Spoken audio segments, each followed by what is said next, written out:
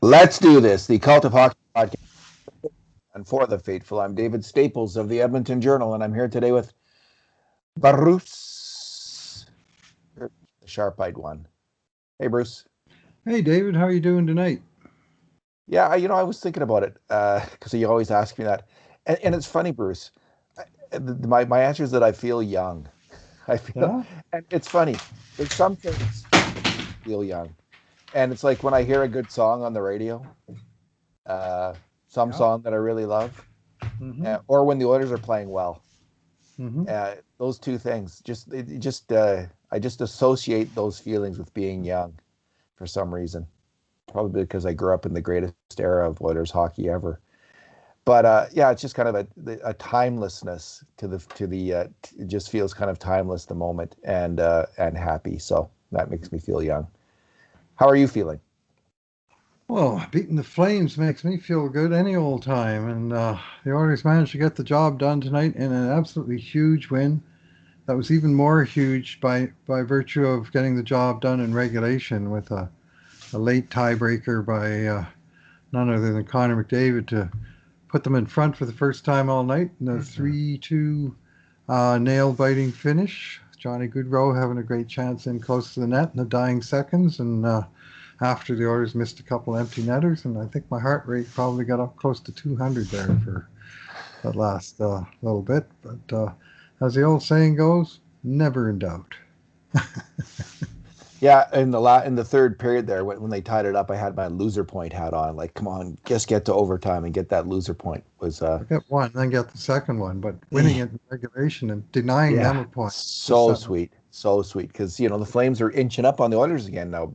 Bruce, they're getting a little close for all of our liking, I'm sure. But I'll find the standings soon. So the Oilers had just 7 grade A chances after averaging 8 a game against Toronto, but they only gave up 8. And this was a Mm-hmm. much tighter game all around. It was a In the last two periods, the Oilers came on and had the generally speaking, at least they outplayed Calgary in the second and then hung on in the third there. And they scored on their chances and Calgary did it. Bruce, this is our two good things, two bad things, and two numbers podcast. And because it's Oilers win, we'll go with two good things each. What's your first good thing? Oh, well, I got to go back to the mainstay, Connor McDavid, for his first star performance. Two assists, a secondary assist on the first two Oiler goals, both tying goals, and then he scored the winner himself on just a dazzling shot off the far post from a bit of a funky angle. Did you see that as an A or a B? It's a B chance because the goalie should have it's a Uh huh. perfect shot, but the goalie Yep. should have that. I mean, Yep. Markstrom, as they say, Bruce, he'd like that one. He'd like to have that one back. Although it was a perfect shot. But you shoot from that spot most times on an NHL goalie, they're going to stop you, even Yep. with a Well, really good shot. I'm thinking he scored because he shifted the puck to a worse shooting angle, but he did it so fast and let the puck go so fast that Markstrom was still adjusting to the shift, and the puck was by him and off the far post and in. I mean, Right? it was a zinger for sure. Nice to see Connor hit the target. He had 5 shots on net tonight, most on the team among forwards, and he was uh, as the game went along, and especially when he got his new line mates, which you'll talk about momentarily.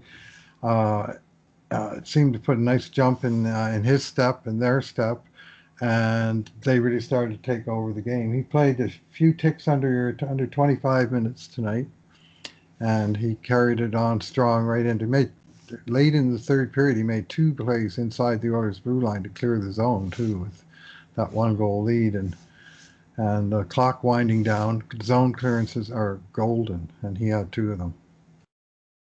Yeah, too bad they didn't get a cheapie in overtime, or when the not overtime, but when the Flames pulled their goalie to get another cheap point. I'm a big fan of the cheap points, Bruce. Yeah, if Um, they had two chances, Leon, I thought Leon would score for sure, but snake bit right now. McDavid started out the game like the rest of the team, really slow, Bruce. Hmm. In the first period, the Oilers just had one grade A scoring chance, and they looked as I tweeted out at the time, there's just no chemistry on the Oilers right now. There was none. Not any of the lines, except for possibly the fourth line with Haas, Chason, and James Neal. That line looked like it actually was a functioning line all game long. The sum of it better than the parts of the players. That's what a real line in hockey is. And I'll note that Haas was out in the last minute of the game, rewarded for his good play today, 7-2 on the face-off dot. But my good thing is Tippett's adjustments. Now, of course, I would have preferred to see a slightly different adjustment, but this was a good adjustment. I'm not a big fan in the long run of McDavid and Draisaitl playing together, but they can go on runs and they can have games where they'll win you games and they'll win you a run of games. And the other thing about it is, if I'm completely fair in terms of assessing the Oilers, we haven't ever seen very much of McDavid, Yamamoto, and Draisaitl as a line over a period of time. When the McDavid line was doing so poorly last year in December, Cassian was on that line, not Yamamoto. Yep. And they're distinctly different hockey players, Zach Cassian and Kailer Yamamoto. Yep. Back they then, shoot right. Yeah. That's about it. Back then, Draisaitl and McDavid were having a really tough time in the defensive end, in this defensive slot, figuring out who to cover, who's gonna do what. And the Oilers, they were just getting eaten alive on defense, and they weren't mustering as much on the attack. And shockingly, to have two such great players on the ice at the same time, they were a liability at that time. But we have seen them in the past, playing with Patrick Maroon, for instance. When they do get the right combination and they have the right chemistry, they can be a dominant force together on the ice. Absolutely dominant. They're the two of the best attacking players, if not the two best attacking players in the NHL. And Yamamoto is just a really interesting fit, I think, on that line. I like him better than Puljujarvi on the line. I think he's a bit more of a glue player than Jesse is. And he's also got, obviously, some great offensive talent. That pass that Draisaitl made to him was out of this world good, and Yamamoto's finish was the same. It was just brilliant. So I didn't know where that puck went. I thought he had missed the net or something. But I thought he hit Markstrom. I thought he hit Markstrom right in the glove, and then only on the replay did you see that. That's where the puck looked like it was going, and then Backlund, Michael Backlund tried to take the shot down, and he basically tipped it past Markstrom, so it went off of Backlund sticking in, but it was it was a 10-bell chance, a real nice play by McDavid to Draisaitl, and then the way Leon pulled the pass back and across the slot to Yamamoto was just first rate. So the Oilers ended up having two lines going, and the McDavid line was really going. It was just scary good as things went along. And so Tippett, he needed to make a change. He made it, and it worked out well. So credit to the coach for that. Good move by him. Well, it was the right time for it, I think. And as soon as it happened, and I think early in the second period, because they did it after a penalty in the first period, but that's normal. They started with them in the second period. And I said to my wife, Tippett's going for the nuclear option. And in general, I'm not in favor of it. But, this is in case of emergency, break glass. We put these guys together. And right now, when you got, like one goal in 10 periods, it's about time to break that glass and push that button. And, that line was on the ice for all three Edmonton goals. So and can't deny that it worked. Yeah. Puljujarvi was out there. McDavid and Draisaitl were out for all three, and Puljujarvi was the winger on the 1-1, and Yamamoto on the 2-2, and they both scored those goals. And then, of course, it was Yamamoto and to McDavid with the second assist from secret agent Chris Russell, who had 2 assists in this game. Who would have guessed that he'd be the guy they put together with that top unit for offensive success. He moved right into the slot. He kind of split the defenseman on one offensive play and moved right into the slot, and then Giordano poke checked him. Mm-hmm. But I thought Russell was very good this game. And in that So one screen. Yeah, but yes. yeah, other than the one screen on the goal. So it's good. The Oilers had two lines going. I don't think the Nugent Hopkins Pulley RV Cahoon line really showed much. But and I don't know, Bruce, about Cahoon. Um, put it this way, I've got my, you know, I was thinking we had talked about Oilers trades, and as I Hmm. was watching this game, I was thinking they really do need a top line winger, either that or Dylan Holloway to come in here, or call up Tyler Benson or Cooper Marody from the minors and see if that works. Because I'm not loving the little Kahuna right now. He's he's not exactly crushing it, Bruce. Couple Uh, shots tonight. I thought he was more effective tonight, but still pretty quiet. Like I'll give him probably a grade of 5. Like he didn't hurt the team, but he didn't really I don't do think much to move the yeah, needle. he's not a bad player. He, Hmm. he's an okay player. He can Hmm. play on a winning team, I think. I'm just not sure he's on the top two lines at this point on the Edmonton Oilers, or should be if the Oilers are going to really get it going. What's your second good thing, Bruce? Got to go back to Mike Smith. Big credit to the big man. I thought he came up with a strong performance tonight. The first period in particular, when Calgary came out throwing the sink at him the way they did at Koskinen in the last game in Edmonton, they had what 21 shots I think in the first. He stopped 20 of them, and the one that he allowed was a unstoppable, really, cross the Royal Road, quickly buried um, shot on Calgary's first power play. And otherwise, a lot of them were, saves that need to be made, but he still made them, right? There was no softies, and a few strong stops. Like Calgary, I think had 4 grade A's in the first, and he made one dandy save with about 2 minutes left in the first with the blocker. A bit of a breakdown in front of him. The shot came in from the point and bounced around a little bit, and I think the shot might even have got tipped. Smith was playing a low shot and it got raised, and as he was going down, he was able to bring up the blocker and get a piece of it. That was a 10 bell save, and Yeah, he was solid. Like he was covering his rebounds and uh, you know uh, I thought he moved the puck okay, and the end of the night, he stopped 34 out of 36 in a 3-2 win. The one goal a little bit went through him, like it went through his 5 hole, but he never saw that puck. no, Like two guys Russell. skated. There was a great end zone replay right along the line of the shot. Just as the guy shot the puck, Smith completely disappeared.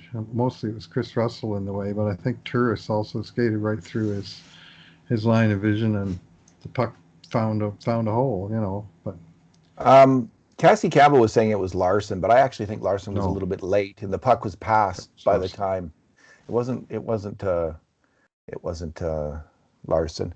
Yeah, and Smith. Early in the game, Caleb Jones made a turnover in his own zone. The puck went across the Royal Road, as it's called, and Smith was made a great reaction save on that one.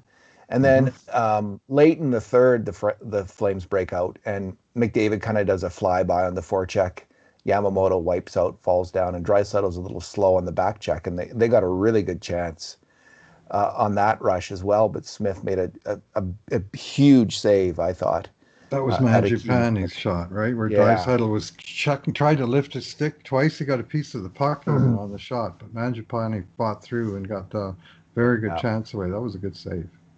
that was a good save. So yeah, I love Smith's puck moving, Bruce.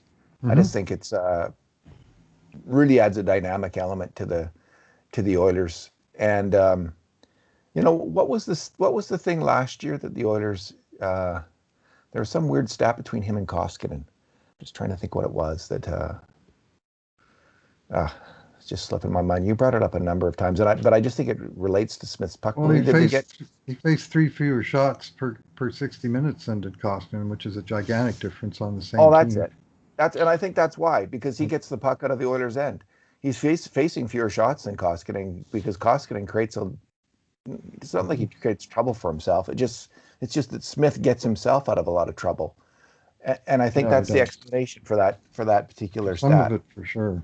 And I think part of it's Koskinen is more into giving up rebounds and just sort of smothering guys whacking pucks too a little bit. But anyway, Maybe. Smith was good at it tonight, and he exuded confidence. Like he really has been. He's sort of backstop that I think lifts his teammates a little bit, and I've noticed that before. Anyway, tonight he was another solid game, and man, he loves to win, doesn't he? Who His doesn't? But his yeah, game-ending celebrations of wins are fun to watch. I So like the anyway, fire. I like the fire that he brings, and James Neal, and I like James mhm. Neal fighting Kachuk. That was fantastic. The old veterans are, that's what you do to raise up the team, and that was a good move by Neal. Bruce, Two big scraps, and right in a row there. yeah, Nurse and Vucic, and then Neil and Kachuk. I mean, some pretty big boys tossing bombs out there, I don't want to see Darnell Nurse fighting. I especially don't. not Milan Lucic. It's not a You fair don't. Yeah, trade-off. come on. It's not, and it's so easy to break your hand in a Mhm. fight or get concussed, and I don't want to see him fighting. He's Well, too good he's a player, and he's too crucial to the Oilers to uh, to do that.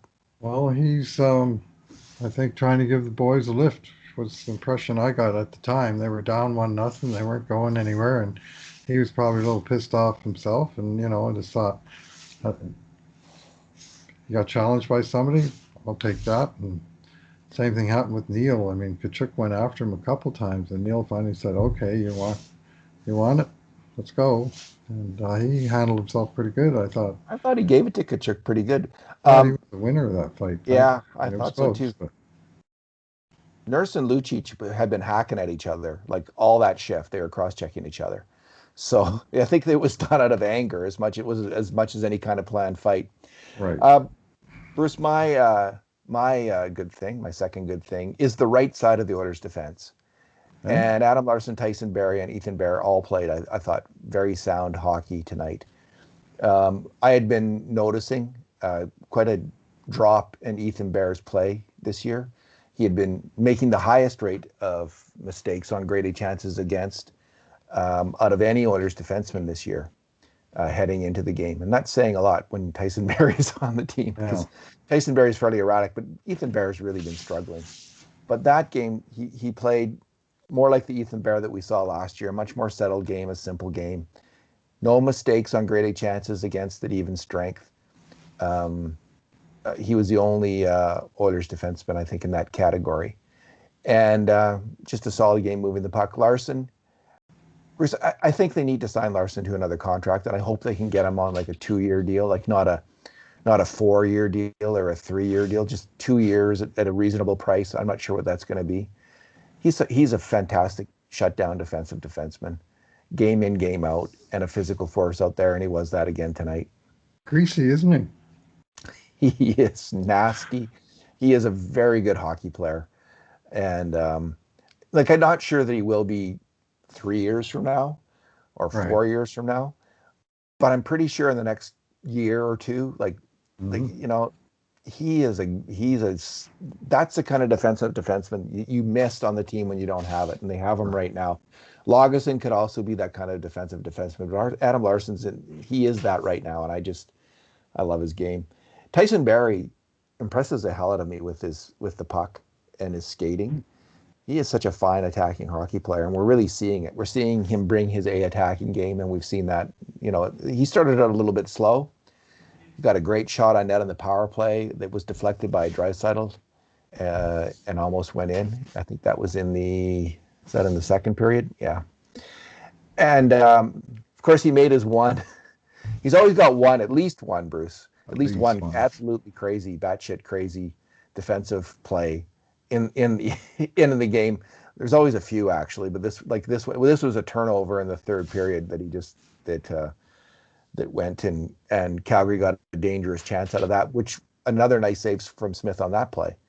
But again, Barry's passing and shooting is extraordinary, and it's keeping Evan Bouchard out of the lineup. I don't know how they're going to get Bouchard in, Bruce. If let's say this is the new normal for Bear, let's say he's bounced back now and he's going to keep playing like this. Hmm. That's a pretty good player that you want on your team. So what are you going to do? It's a tough one. 8 shots on net for Tyson Barrie tonight, Yeah. and 11 shot attempts. The other 3 were blocked. It wasn't credited with a missed shot, like he's getting the shots on target. Uh, One play that I really liked was, I think, probably the Oilers' only chance in the first period when Draisaitl sprang Yamamoto up the right wing boards entering the zone. And Yamamoto made this beautiful saucer pass through the middle, and it came down on Barry's stick on the backhand. And he was able to get a really good shot away just inside the post. That was a tough save for Markstrom. It was And he came out of tremendous. Yeah. nowhere. Like, I mean, that's the defenseman, like taking a lead pass from. This is after the 3 forwards had all made sort of lead passes, and he was on the receiving end of the third one. So it was. Uh, he certainly was a mercurial presence out there tonight, kind of darting in and out and all over. Mercury So, Morris. hmm. Yeah, he's he's a good player half the time. Yeah, he when he's he's on a his great game, he's real fun to watch. I got to he say, is. when he's playing well, like he's got a lot of tricks. He's an excellent attacking hockey player. And he can defend well too in stretches. It's just there just seems to be that moment each game or 2 moments each game. There was another on the rush where they came well, that rush late in the second period I was just talking about where the forwards were the main culprits. But Nurse had to cover the guy going to the net because Barry kind of didn't really take him. Right. So that might have been part of the reason there was a scoring chance on the play. But I think all in all, he's a he's a bonus, a plus player for the team. Bruce, let's go to our bad things. What's your bad thing? Well, I am going to pick on Kyle Yamamoto, whose game I mostly like, but I hated this play, the penalty that he took in the first period. And the Oilers are tooting along 0-0. And the last 3 games in a row, they were tooting along 0-0. And then they gave up a goal sort of, 2/3 of the way through the first period, and it was all downhill from there. And Yamamoto, he was like 170 feet from his own net in front of the other team's goalie. But he basically did 2 things. Like he grabbed the guy and then he pushed him over, so tried to slew foot him. Like it was kind of Yeah. a cheap play, to be honest. And the ref, I thought the ref had no choice but to make that call. And the Oilers' penalty killing being what it's been lately, it took Calgary all of 33 seconds to put the puck in the net, 1-0. And things have not gone well when the Oilers give up the first goal. And I just thought the timing of it, and it just was unnecessary. It was just he was trying to gain a little advantage, and he went, he really crossed the line with the, it wasn't a dirty like injurious slew foot, but he was trying to trip the guy up so he could create some open ice for himself, and not good. And it's one of those things, if Calgary doesn't score on the power play, maybe you forget it, but they did score on the power play, so I didn't forget it. And I think it's 4 times in the last 4 games the Oilers have given up a power play goal in like the first 30 seconds of a power play, quicker than Ah, Toronto. Nuge was just terrible on that kill. He turned over the puck. Maybe he was under a lot of pressure there to turn over the puck, but then he gets in the slot and he just the Oilers' power play when it was bad in previous years, Bruce, it was marked by giving up cross seam passes, especially that low cross seam pass Mm-hmm. through the low slot. And Nuge was just completely out to lunch, not covering off that pass at all, not covering Right. anyone. Sometimes they were covering a guy in the high slot, so it's a little bit of a tricky play, but he wasn't on anybody. It was just kind of, he was asleep at the wheel. And it's going to be interesting actually with Nugent Hopkins versus if they go with this McDavid, Draisaitl, Yamamoto combination for a while, and I bet you they will, right? We'll see. Yeah. Um, we'll see, but I bet you they do. Nuge is going to be centering a second line with Puljujärvi and somebody else. Maybe it'll be Ennis, maybe it'll be Cahoon, maybe it'll be Nygaard. Somebody's going to be up there, and it'll be interesting to see how Nuge does driving his own line again, like leading a lineup. Puljujärvi is in his way becoming a little bit of he can take the puck up the ice and make a play. So Mm-hmm. he's going to get some significant help there. But I'm curious to see how that will work with Nugent Hopkins as the center again.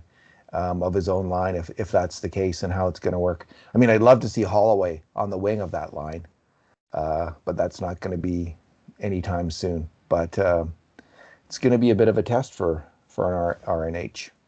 Yeah, in our podcast yesterday, which people just check us out for the Game Day podcast, you might have missed this one, but we talked about the Oilers at the trade deadline and how they might add players to your team, and you were throwing in Dylan Holloway, and I was comparing him to Esa Tikkanen and how Tikkanen started out in the Stanley Cup Finals. But it also needs to be remembered that Tikkanen struggled a little bit in his next season and spent a bunch of time in the minors. It wasn't like he just came and stayed in the big league club. That's true. Very high expectations. I mean, we should have very high expectations of Dylan Holloway, but to say he's just going to come in and be a positive difference maker in the NHL right away is that's a high expectation in its own right.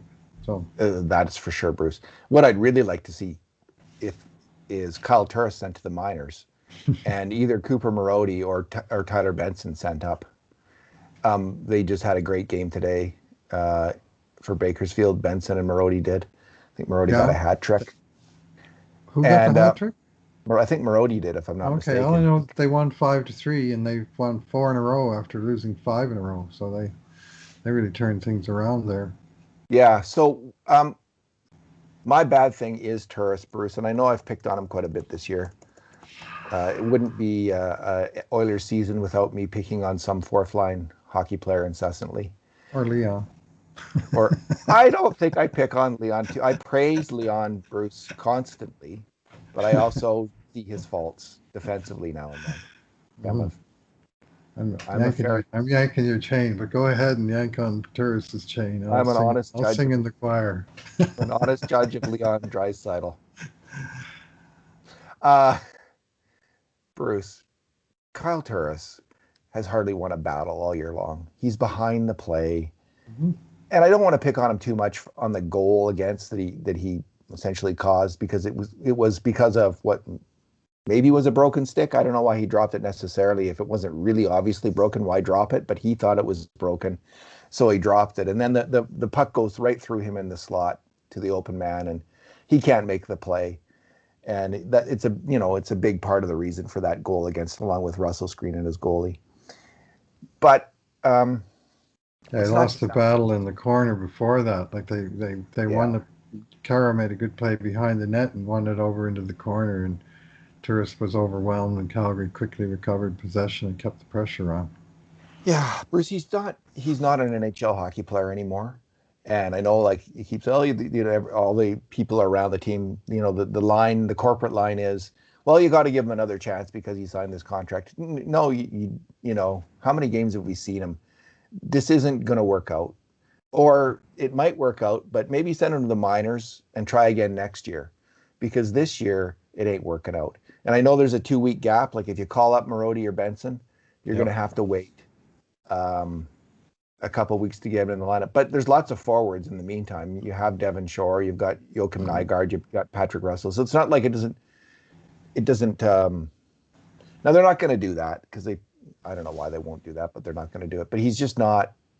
Bruce, every time that line was out on the ice, as well as Jujhar Khaira is playing, I was just worried they were going to get scored on. That there was going to be another defensive breakdown, and there was going to be a goal against. So that's the feeling I'm getting every time Turris is on the ice now, that something bad could easily happen. And maybe that's unfair. I don't know, but that's what I'm seeing all too often. Well, I saw one real positive play out of him tonight, which was actually 2 positive plays on the same play, where he actually did come up with the puck on the right wing boards in his own end. He's playing right wing, not his normal position, because he was filling in for Josh Archibald as the last minute to replace him in this game. So, and Devon Shore was on, so it was a whole new line: Devon Shore, Khaira, and Turris. And Turris won the puck along his right wing boards in his end, and he zipped out a real nice pass to probably Khaira, somebody cruising through the middle of the zone, and then he jumped into the rush, and they fed the puck back to him, and he fired a hard, undangerous shot from a bad angle, but basically it was a play where it started with him gaining the puck in the defensive zone and ended with him shooting the puck in the offensive zone. It just seemed like this darn puck was going in the right direction with him out there. So maybe that's why it caught my eye, because we haven't seen enough of that. But he looked like an NHL player on that play, but he's got some catching up to do, that's for sure. And unfortunately, another -1 tonight for the goal that you discussed earlier. Cooper Marody is got 9 points in 9 games. Tyler Benson Good. has 9 points in 7 games. Good. So again, it's difficult to call somebody up from the minors, and I don't expect that to happen. But I'd like to see Tyler Benson's entry-level contract is up after this year. I'd love to see him, and Marody's contract I think is up too after this year. Yeah. There are two players who their stock has gone down recently, and they're probably not going to get a chance in Edmonton this winter, and it's a darn shame, because I think that they're better than some of the players on the roster possibly. I would like to have seen Kara with Marody and Benson on his wings, for instance, tonight, as opposed to Turris and Shore. What's your number? I'm going to go with number 1, and that is that this was the first time in 15 games at Rogers Place that there's been a lead change. First 14 games in a row, the team that scored first not only won, but they never surrendered. I mean, there was a few tying goals, but never once did the team that was behind ever come back to take the lead through 14 games. And this was why I was so sour when Calgary opened the scoring in the first period, because it's, against form this year that maybe the Oilers will tie it, but can they get their nose in front? And finally, when McDavid got that late one to put Edmonton in front in a game where Calgary had been in front twice, that was the first time all year. It wasn't just the first time a game ended that way, but the first time the lead changed within a game at Rogers Place. So that's kind of a striking statistic. And if you're going to change it, you want to change it in a game where you're behind and come out ahead, as opposed to the other way around. And that's what the Oilers were able to do tonight. So this was a big victory against form, where they've been struggling at home, they've been struggling to score, they've been struggling to to get back in games where they're behind, and they did all those things tonight. So that's a sweet 2 points. So the Oilers are 2 points up on Montreal right now. Mm-hmm. Montreal's got 3 games in hand, but the Oilers have 6 Bettman points. Yeah, I was just about to say that Montreal has 50. Edmonton has 15 wins and Montreal has just 11, but they have 6 loser points. Mm-hmm. So their record is 11 wins and they've lost 12 games, but they've gotten 6 loser points out of those losses. So, yuck. All right, my number, Bruce, is 8. That's the number of hits from Jujhar Khaira tonight. Wow. He is playing the best hockey of his NHL career quite easily. Beast. And he's doing it because he has become a monster hitter.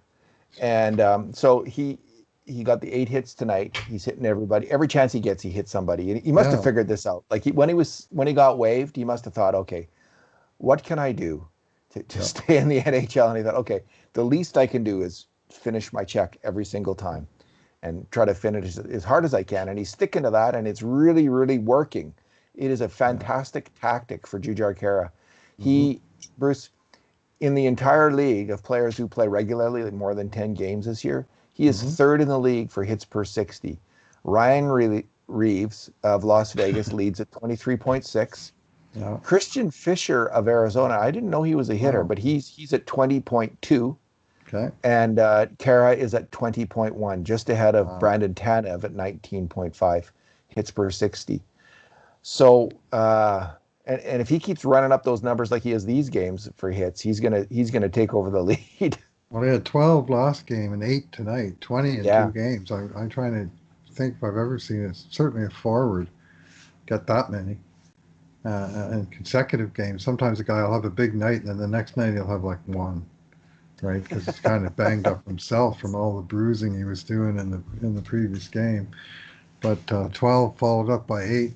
there was one shift where he finally went to the bench after, just 40 or 45 seconds or whatever. And I said to my wife, pretty sure Kara had at least 3 hits on that shift. Like he just kept pounding guys one after the other and on various places around the arena. And it's fun to watch because uh, they know he's there, right? And they know they don't have time to do a whole lot. And you're going to see guys starting to cough the puck up a little bit more. Uh, Yeah, we were mentioning last game, Bruce. Like I think I was remarking, like, how does Archibald stay healthy throwing all those hits? yeah, And, yeah, and then I exactly. wonder if he did. I mean, he just was hammering, pulverizing people with hits, Yeah. and it's got to take wear and tear on the little old body that he's got there. But Well, hope he's okay. in a game where the Oilers were missing Josh Archibald, and it started out as a heavy hitting game, and I said again to my wife early in the game, I said, who the Oilers got to answer with Archibald out? They're already missing Cassian. You know, we got Kara, and of course Kara really did lead the charge, and Devon Shore, Puljujärvi each had 4 hits in that game as well. So bottom sixers uh, were throwing the weight around and to good effect. I thought. I don't So mind a Bruce, hard hitting game. This game had a lot. There was a lot in this game. There was a lot to old timey hockey.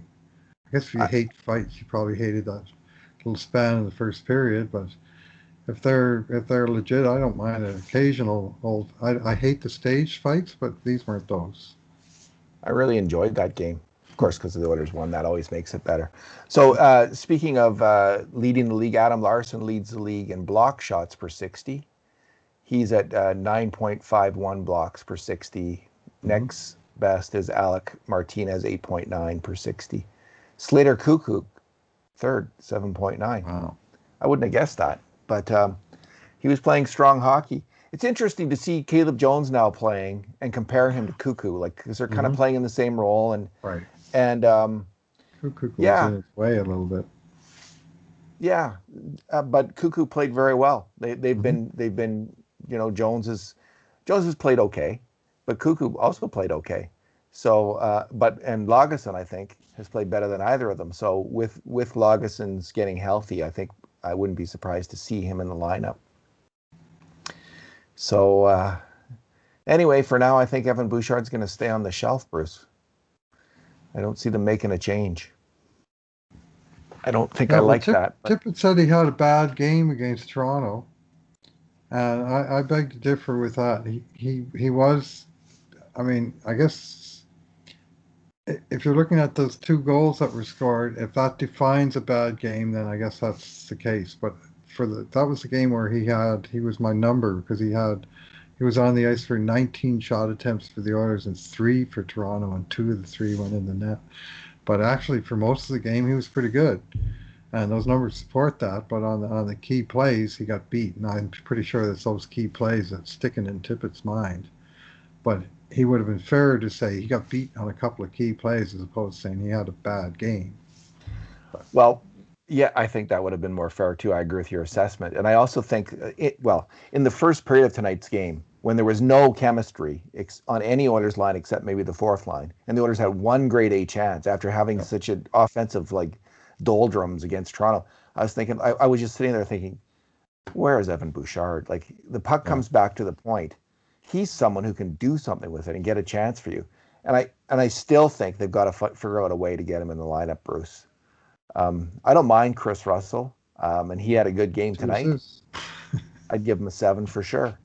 He had a good game, although he screened the goalie on the one, so maybe you'll dock him for that. I But will. But he I got two just, two assists. If Evan Bouchard had been in there, he probably wouldn't have got 2 assists. So I'm again yanking your chain a little bit, but it worked out that Krusty was put in the Chris lineup Russell's, tonight. he's a good hockey player. I like Chris Russell. But I think to win, like for the Oilers to be a winning team, they've got to get more offense. And Evan Bouchard will give you that as much as any defenseman on the team, I believe. If he played him in the right minutes, the points would come as fast as they would for any other defenseman on the team.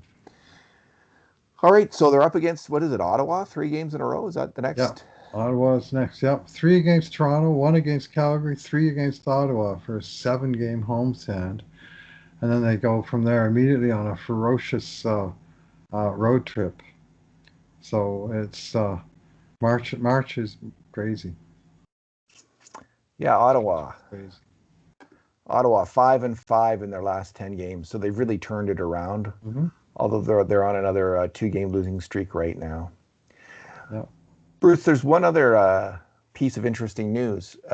You've probably been paying, like we've all been paying attention, but there's this. It looks like these vaccine companies, mainly in the UK and the United States, have ramped up production enough Mm-hmm. that we and hopefully the rest of the world are going to be absolutely inundated with vaccine in the next few months, and to the point where there's going to be 2 million Albertans vaccinated probably by mid-May, Mm-hmm. and more than 3 million of us vaccinated by June, by the end of June, maybe more than that. We'll see. At least possibly that many vaccinated. Depends on how many people refuse to participate. I don't think it's. I think it'll be that. That will be a insignificant. I mean, I don't think that's going to stop the total number. Like maybe when you get that final 20% is going to be hard to get, but the first 80% all want their vaccine and they're going to get vaccinated, and that'll all happen to June. Maybe it'll get a little harder after that. Right there. So I'm on the list, man. I'm just old enough to be in the next group, cool.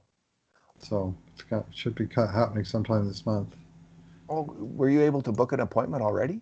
Well, I not booked, but I have a family member who's working to book us, my wife and I, and we're Cool.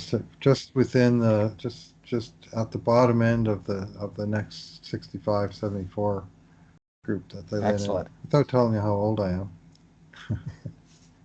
Didn't we celebrate your 65th birthday We did recently? indeed. Yeah, I Uh, don't care who knows it. anyway, my point is, I'm glad about that. But Hmm. my point in raising all of this is there could be fans in the stands, Bruce. If the Oilers get into the playoffs and hang Right. in there into June, I know the Oilers have already applied to have fans in the stands. Yes. And once all the vulnerable people in our society get vaccinated, I think things are going to change. And I just think that would be great. We watched those games from Europe earlier this year with unvaccinated countries. They would have a few hundred fans in there in the games, and they made a lot of noise. So I don't know how many fans can start attending the games, but I would hope uh, that maybe you can get 2,000 fans, 5,000 fans, 8,000 fans as this goes along. And maybe as we get it, if the Oilers are still playing in early July, if we have that miracle, you could have a full house. Yeah. Well, there's a gigantic difference between 1,000 fans and 0 fans. Like Yes. that. I mean, that little first group that actually responds in real time, and they'll get response from the players. Yeah. But I mean, after that, it's diminishing returns. I mean, obviously, a full house of roaring fans is the best, but just getting away from zero and getting some feedback from the audience, and it'd be fun to be in there with like 1,000 fans. You could probably yell at the referee; he might be able to hear you. You know. You'd like that, Bruce? I don't have Just the speaking leather for line yourself for it. there, are you? I used to sit my close friend Fred that sat with me all the years of season tickets. He was a leather lung, and in those days they didn't have this constant barrage of canned music for Uh, every single stoppage of play. Where it was actually were little moments, little pockets of silence where the fans could participate, and every once in a while he'd let one rip, and you could hear it in the whole barn. That'd be fun. it would be fantastic. I don't Hmm. I don't go to the games, but I just think I know lots of people are itching to go, and looks like they might get that opportunity. So I mean, it was just I'm elated actually with this news on the vaccines. It had been, the end of September sounded an awful long way off to me. But if we it just like that's forever. Like that's another Mhm. half year of this crap. I'm just done with it. So Well, if it's we yeah, basically a year. Next week we'll be marking the year since the shutdown of the NHL, and basically everything changed on March 11th, 12th, 13th Yeah. of last year. Friday the 13th was kind of my pinned date. That was the date they closed the Science Center, and that was when we knew everything was off the rails. So to have this good news, just as we are coming up to this big anniversary, it's not a moment too soon, I'm going to say. And thank goodness for the miracle of modern medicine and all those pharmacy companies and incredible scientists who developed these vaccines for us. And it's lots of them. Like there's lots of different companies unlocked the key to the vaccine in a very short period New of time. science too, Yeah. going after the spike, They science the hell targeting out of the it. spike. Yeah. Alrighty, Bruce. I'll see you again when we talk. The game's Monday night. Monday night against the Senators, and then it's just a barrage of games after that. It's the next time the Oilers get more than one day off between the games is after the game of March 29th. So it's like 12 and 21 days or something. I know they have 10 and 16 days at one point. So it's just going to be a lot of games. It's going to be a real test of their stamina and endurance. Um, so you got to get the wins when you can, and to take advantage of this one extra day's rest before this game and come out and collect the 2 points was huge. They had to stop the bleeding, and they had to stop it quick. Yeah. Do you think we'll see Smith next game? Probably. Probably. Yeah. They should. I just worry about how much they're playing that. He is playing so very well, but I just worry about Yeah. The amount they're riding him, Bruce. Yeah. Well, Alrighty. So you're doing the game grades? you bet. Okay. Thanks for talking tonight, Bruce. All right. Thanks for listening, everyone. And in the meantime, and in between times, this has been another edition of the Cult of Hockey podcast.